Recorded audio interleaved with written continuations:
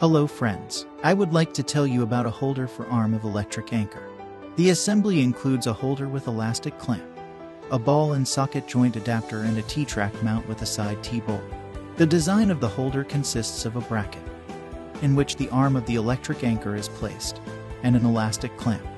On the outer side of the bracket, there are lugs for fixing the clamp.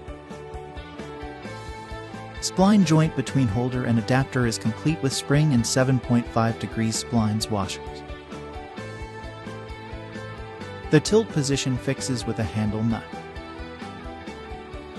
In addition to the spline joint, the assembly also provides a ball and socket one, which allows the user to adjust the position of the accessory. The clamping force of the socket is regulated with a dihedral plastic handle. Using the side T-bolt mount, the structure can be easily installed on the T-track. To do this, insert the bolt into the T-track.